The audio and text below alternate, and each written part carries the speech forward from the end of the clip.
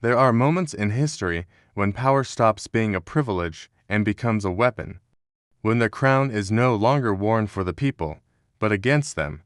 In the grand halls of ancient Rome, where marble gleamed under the Mediterranean sun and the roar of crowds echoed through stone amphitheaters, some emperors did not simply rule, they terrorized. They transformed governance into theater, justice into spectacle, and human life into currency exchanged for fear.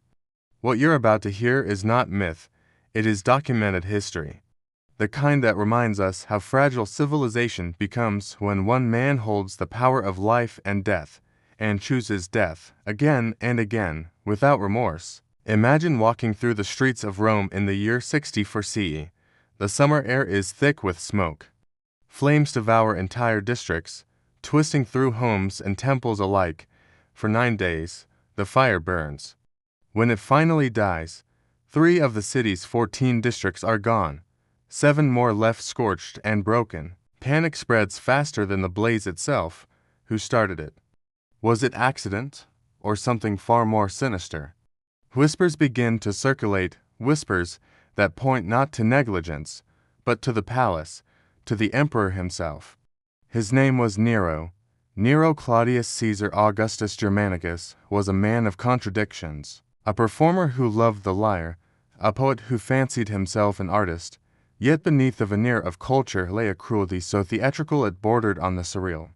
When blame for the fire threatened to consume his reputation, Nero did what tyrants do best: he redirected it. He chose a scapegoat. The Christians, a small and despised sect, became his target, not because they were guilty, but because they were vulnerable. And what followed was not punishment, it was performance art written in blood. Ancient historian Tacitus, writing decades later, describes scenes that still chill the soul. Christians were draped in animal skins and torn apart by dogs in the arena. Others were nailed to crosses, their deaths drawn out for public consumption. But Nero's most grotesque invention was yet to come. He ordered some victims to be coated in pitch, set aflame, and used as living torches to light his evening garden parties. Picture that for a moment. Guests strolling through manicured pathways, sipping wine, laughing under the stars, while human beings burned alive just feet away, their screams muffled by the music and merriment. Death was no longer a consequence, it was decor. But Nero's cruelty extended far beyond the Christians. He turned on his own blood. His mother, Agrippina the Younger, the woman who had orchestrated his rise to power, became his victim. First, he tried to crush her beneath a collapsing ceiling. When that failed, he sabotaged a boat, hoping she would drown. When she survived even that, he simply sent soldiers to finish the job. She was executed, and Nero carried on as if nothing had happened. Senators who displeased him were given a choice: commit suicide, or be executed publicly. Many chose the blade over the humiliation. Fear became the language of the empire, and Nero its most fluent speaker. If you've made it this far, you're the kind of person who doesn't look away from history's darkest chapters. You want to understand how power corrupts, how empires crumble, and how men become monsters. If that's you, consider subscribing. This channel digs deep into the stories. History books gloss over the ones that make us uncomfortable, the ones that matter. Because understanding the past is the only way we avoid repeating it. But Nero was not alone. His madness was just one chapter in a much longer and darker book. Because while Nero burned his enemies, another emperor turned cruelty into comedy. His name was Caligula, and under his rule, laughter didn't mean joy. It meant someone was about to die. Gaius Julius Caesar Augustus Germanicus, better known as Caligula, ascended to power in 37 CE amid celebration. The people of Rome were tired of the cold, paranoid rule of Tiberius. They wanted youth, energy, hope. And for a brief moment, Caligula gave them that. But the honeymoon didn't last. Within months, something shifted, whether it was illness, megalomania, or simply the intoxication of absolute power. Historians still debate. What is certain is this: Caligula's reign became a nightmare dressed in silk and gold. He didn't hide his cruelty, he flaunted it. According to the Roman historian Suetonius, Caligula once said, "Let them hate me, so long as they fear me," and fear they did. He invented games of humiliation for the Senate, forcing Rome's most powerful men to run beside his chariot like slaves, or to bow and kiss his feet in public.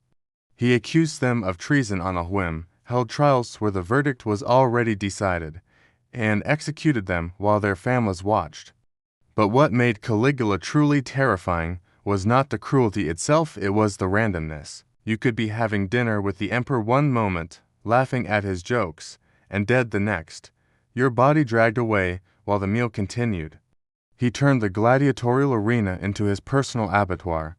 When the scheduled fights grew dull, he would order entire sections of the crowd thrown to the beasts. Men, women, it didn't matter. The blood had to flow. Cassius Dio records that Caligula enjoyed watching people die so much that he would sometimes attend executions just for entertainment, the way others might attend a play. Death was his theater, and he was both director and audience. Then there was Domitian. If Nero was fire and Caligula was chaos, Domitian was ice. Ruling from 81 to 96 CE, he perfected a different kind of terror, the kind that doesn't announce itself, the kind that operates in silence. Domitian didn't parade his victims through the streets, he made them disappear. Under his rule, accusation became currency. Informants thrived. A single word spoken in private could result in arrest, interrogation, torture. Even senators were not immune. Roman law had traditionally protected citizens from torture, but Domitian ignored it. In his private chambers, far from public view, he extracted confessions through pain. The Senate became a hollow shell, stripped of power, existing only to rubber stamp his decrees. Trust evaporated. No one spoke freely. No one knew who was listening. And then came Commodus, the son of the philosopher Emperor Marcus Aurelius. Commodus inherited an empire at its height and drove it toward collapse. But unlike his predecessors, Commodus didn't hide in shadows or orchestrate elaborate schemes. He walked into the Colosseum and fought, not symbolically, literally. Dressed as a gladiator, he slaughtered animals by the dozen: lions, elephants, ostriches, and claimed to have killed hundreds of human opponents. The fights were rigged, of course. His opponents were wounded, weakened, or simply told to lose. But that didn't matter to Commodus. He wanted the spectacle. He renamed the months of the year after his own titles. He called himself the Roman Hercules, and anyone who laughed, even nervously, risked execution. By the time Commodus was strangled to death in 190 CE by his own inner circle, Rome had been bled dry not by war, but by vanity and violence. These four emperors, Nero, Caligula, Domitian, and Commodus, each in their own way, revealed what happens when power is untethered from morality. They didn't just rule, they consumed. They turned the machinery of state into an engine of suffering, and the people into props in their personal dramas. So what does this tell us? What do we learn from men who wielded absolute power and chose, time and again, to use it for cruelty? Perhaps it's this, that systems matter more than individuals. That unchecked authority, no matter how it begins, tends toward tyranny. And that history, no matter how distant, is never truly over. It echoes, it warns, it waits. Now I want to hear from you. What do you think these reigns reveal about the psychology of absolute power? Do you think such cruelty could emerge again in modern systems? Or have we truly learned from the past?